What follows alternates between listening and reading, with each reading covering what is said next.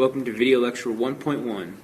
The solar systems first started to develop about 4.6 billion years ago, whereas Earth developed about 4.54 billion years ago.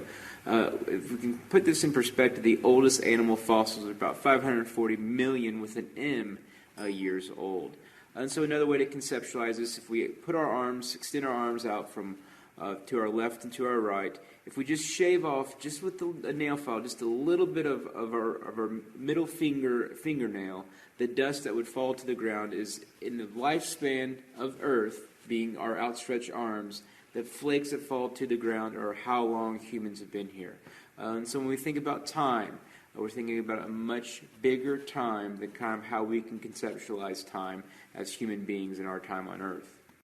In the life cycle of the sun's about in its midlife years, and so it'll eventually burn out. And so our overwhelmingly dependent source for everything on Earth is about halfway through its existence.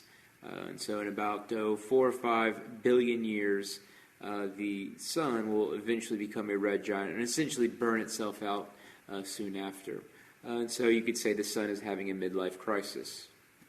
I show this for two main reasons. First off, this is useful to understand perspective as far as how big Earth is to other things. But also, a student submitted this to me, and so anytime throughout the semester, if you have a way to showcase something or something you've come across prior, don't hesitate to send me, because I often will use it in a future semester. But this kind of gives you a perspective as far as how big Earth is relative to smaller planets in our solar system, although Pluto is not technically a planet anymore. Now putting that in perspective, Earth compared to the other bigger planets in the solar system. Now when we think about the sun relative to Earth, now we're just a little speck on the image here. And so think about how big the sun is, massive compared to the size of the Earth. And of course our sun is just another star. If you think about it compared to other stars, it's actually quite small. So not only is our sun suffering a midlife crisis, it's also, maybe you could say, suffering from small man complex. So compared to other suns, other stars, very, very small. And now comparing to the biggest stars out there, the sun is just one pixel. If you can kind of see it over in the bottom left, it's just one pixel in this image. And so if you can think about our Earth compared to the sun, compared to the bigger stars out there in the universe. Very important slide here for maybe getting rid of maybe our preconceived notions about some things.